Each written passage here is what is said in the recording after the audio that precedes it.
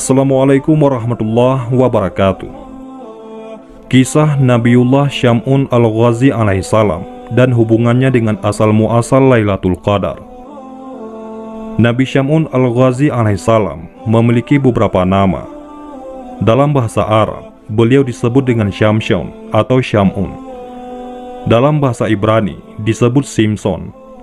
Dalam bahasa Tiberiyas disebut Shimson. Dan dalam Alkitab Nasrani disebut Samson. Nama Syam'un sendiri artinya yang berasal dari matahari.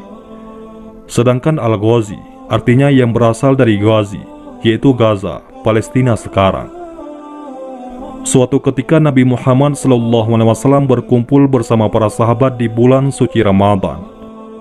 Beliau SAW terlihat tersenyum sendiri, lalu ditanya oleh para sahabat, "Apa yang membuat engkau tersenyum, wahai Rasulullah?" Beliau SAW menjawab, "Diperlihatkan kepadaku di hari akhir, ketika seluruh manusia dikumpulkan di padang mahsyar, ada seorang nabi yang membawa pedang dan tidak mempunyai pengikut satupun masuk ke dalam surga. Beliau adalah Syam'un." Ketika Rasulullah SAW bercerita tentang seorang nabi bernama Syam'un al-Ghazi alaihissalam, beliau adalah nabi yang berasal dari Bani Israel yang diutus di tanah Romawi. Nabi Syam'un al-Ghazi alaihissalam berperang melawan bangsa yang menentang ketuhanan Allah Subhanahu wa Ta'ala. Nabi Syam'un al-Ghazi alaihissalam adalah seorang pahlawan berambut panjang yang memiliki kemukjizatan dapat melunakkan besi dan dapat merobohkan istana. Nabi Syam'un memiliki senjata semacam pedang yang terbuat dari tulang rahang unta bernama liha jamal. Dengan pedang itu, beliau dapat membunuh ribuan orang kafir. Siapapun musuh yang berhadapan dengannya pasti akan hancur dengan pedang ajaibnya. Tak hanya itu, bahkan ketika beliau merasa haus dan lapar, dengan perantara pedangnya, Allah memberikan makanan dan minuman. Nabi Syam'un seorang muslim dan seorang yang ahli ibadah yang sangat disegani oleh kaum kafir. Sudah tak terhitung lagi orang kafir yang mati di tangannya.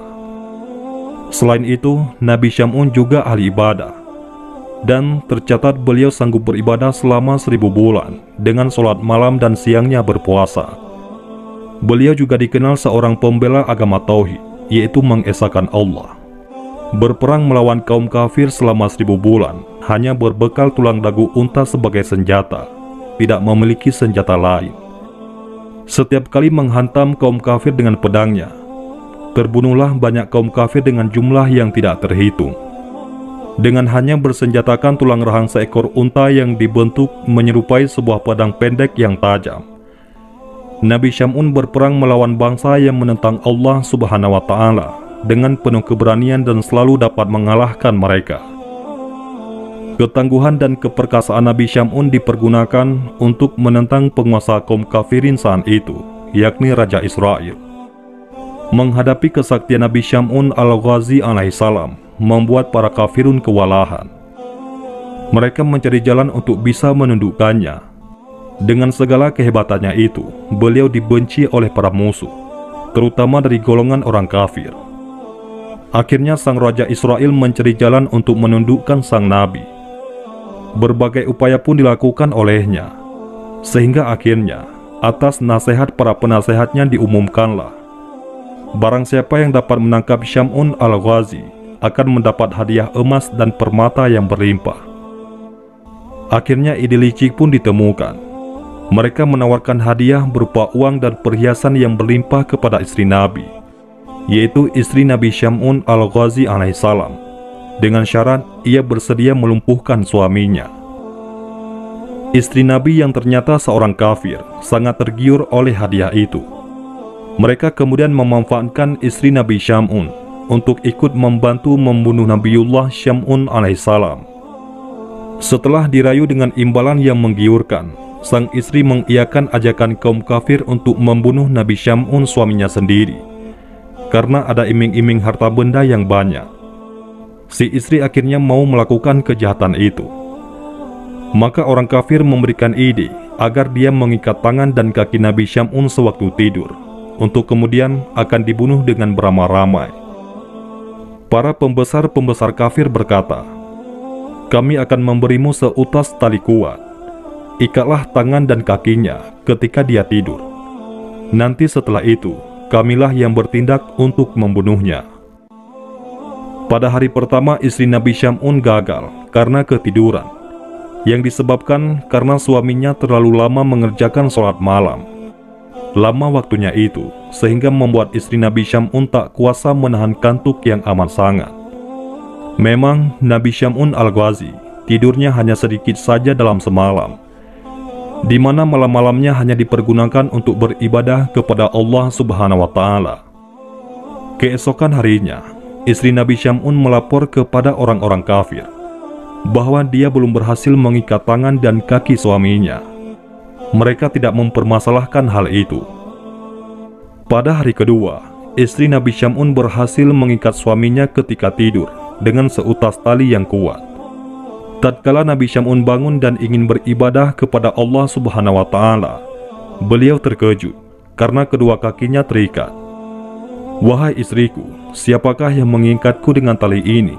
tanya Nabi Syam'un kepada istrinya. "Aku yang mengikat, hanya sekedar mengujimu sampai sejauh mana kekuatanmu," ujar istrinya. Nabi Syam'un dengan mudah dapat melepaskan tali yang mengikatnya dengan satu ucapan doa. Kemudian Nabi Syam'un bergegas menuju tempat peribadatannya. Maka gagallah rencana pembunuhan pada hari kedua itu. Namun setelah itu, musuh-musuh kafir datang lagi dengan membawa rantai, dan istri Nabi Syam'un siap mengikat suaminya lagi pada keesokan malamnya. Pada hari ketiga, istri Nabi Syam'un itu berhasil lagi mengikat suaminya dengan rantai yang diberikan oleh orang-orang kafir. "Wahai istriku, siapakah yang mengikatku kali ini?" tanya Nabi Syam'un dengan nada agak marah ketika bangun dari tidur.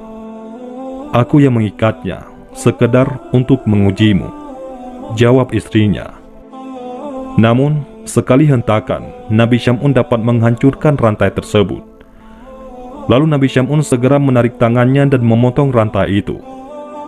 Kemudian istrinya pun segera membujuk suaminya agar mau menceritakan rahasia kekuatan tubuh yang dimiliki suaminya. Akhirnya Nabi Syam'un bercerita juga, jika sebenarnya beliau adalah seorang wali dari sekian banyak wali Allah yang hidup di dunia ini. Syam'un berkata, "Wahai istriku, aku adalah wali di antara wali Allah, yakni kekasih Allah. Segala perkara dunia ini tidak ada yang sanggup mengalahkan diriku. Aku punya rambut panjang ini. Ketahuilah bahwa tidak ada seorang pun yang mampu mengalahkanku dalam perkara dunia kecuali rambutku ini." Jelas Nabi Syam'un Al-Ghazi alaihissalam kepada istrinya. Nabi Syam'un memang memiliki rambut yang panjang, dan panjangnya digambarkan bahwa ujung rambutnya akan menyentuh tanah saat Nabi Syam'un berdiri. Karena sudah mengetahui kelemahan suaminya, akhirnya pada saat Nabi Syam'un tidur, mulailah istrinya mengikat tangan Nabi Syam'un dengan 4 helai rambutnya, dan mengikat pula kakinya dengan 4 helai rambut milik Nabi Syam'un, sementara beliau tetap dalam tidurnya. Setelah bangun, Nabi Syam'un bertanya, "Wahai istriku, siapakah yang mengikatku ini?" "Aku, untuk mengujimu," jawab istrinya yang mulai ketakutan. Setelah itu Nabi Syam'un berusaha dengan sekuat tenaga untuk melepaskan ikatan itu. Namun beliau tidak berdaya untuk memotongnya. Si istri langsung saja memberitahukan kepada kaum kafir tentang hal ini. Nabi Syam'un alaihissalam lalu dibawa ke istana ke hadapan raja para kafirun, lalu diikat pada tiang istana dan dipertontonkan kepada khalayak istana. Mulailah mereka memotong kedua telinga, bibir, kedua tangan dan kakinya. Tidak hanya itu, Nabi juga disiksa dengan dibutakan kedua matanya. Mereka menyiksa Nabi dengan tujuan agar beliau mati secara perlahan-lahan. Istrinya yang jahat ikut pula menyaksikan penyiksaan tersebut tanpa rasa belas kasihan sedikit pun. Begitu hebatnya siksaan tersebut, membuat Allah Subhanahu wa Ta'ala lewat perantaraan malaikat Jibril berbicara dengan suaranya yang hanya bisa didengar oleh Nabi Syam'un alaihissalam. "Wahai Syam'un, apa yang engkau inginkan, aku akan menindak mereka."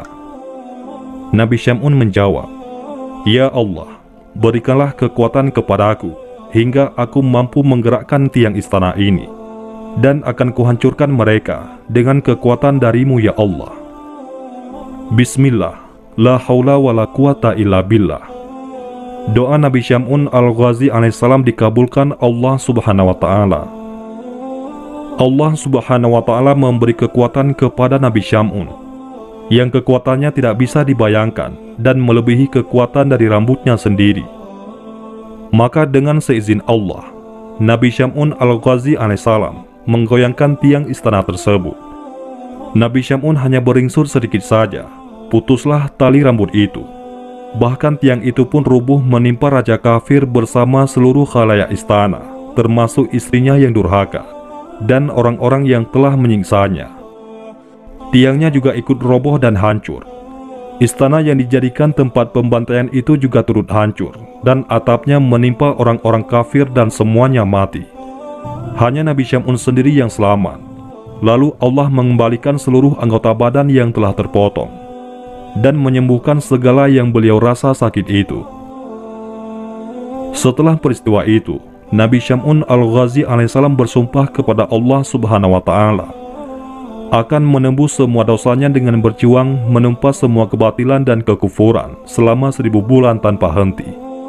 Nabi Syam'un menyibukkan diri dalam beribadah kepada Allah subhanahu wa ta'ala. Malam hari dilalui dengan memperbanyak sholat malam, sedangkan siangnya beliau berpuasa. Nabi Syam'un menjalankan ibadahnya selama 1000 bulan, hingga ajalnya tiba. Setelah mendengar kisah Nabi Syam'un al-Ghazi alaihissalam, para sahabat Rasulullah SAW menangis terharu. Lalu para sahabat bertanya kepada Rasulullah SAW, "Ya Rasulullah, tahukah baginda akan pahalanya?" Rasulullah SAW menjawab, "Aku tidak mengetahuinya." Setelah Rasulullah SAW selesai berkisah, Allah subhanahu wa ta'ala menyuruh malaikat Jibril datang kepada Nabi SAW dan menurunkan surat Al-Qadar. "Wahai Muhammad, Allah memberi Lailatul Qadar kepadamu dan umatmu. Ibadah pada malam itu lebih utama daripada ibadah 1000 bulan," ujar malaikat Jibril alaihissalam. Allah subhanahu wa ta'ala berfirman dalam surat Al-Qadar ayat 1-5, "Sesungguhnya kami telah menurunkannya Al-Quran pada malam kemuliaan. Dan tahukah kamu apakah malam kemuliaan itu? Malam kemuliaan itu lebih baik dari 1000 bulan. Pada malam itu turun malaikat-malaikat dan malaikat Jibril dengan izin Tuhannya untuk mengatur segala urusan. Malam itu penuh kesejahteraan sampai terbit fajar." Quran Surat Al-Qadar ayat 1-5. Mendengar berita itu, Rasulullah SAW menyuruh sahabat-sahabatnya untuk berburu malam Lailatul Qadar agar mendapat pahala seperti yang Allah berikan kepada Nabi Syam'un al-Ghazi alaihissalam. Apabila fajar telah terbit di malam Qadar, maka malaikat Jibril berkata, "Wahai para malaikat, berkumpullah kemari." Para malaikat berkata, "Ya Jibril, apa yang Allah perbuat untuk kaum muslimin di malam ini dari umat Nabi Muhammad SAW?" Malaikat Jibril menjawab, "Sesungguhnya Allah memandang kepada mereka dengan penuh kasih sayang. Allah memaafkan serta mengampuni dosa-dosa mereka, kecuali 4 kelompok." Para malaikat bertanya, "Siapa 4 kelompok itu?" Jibril menjawab, "Pertama, orang yang membiasakan diri minum arak. Kedua, orang yang durhaka kepada orang tuanya. Ketiga, orang yang memutus silaturahmi. Dan yang keempat, orang yang bertengkar, yaitu pertengkaran dengan sesama yang belum damai dalam jangka waktu 3 hari.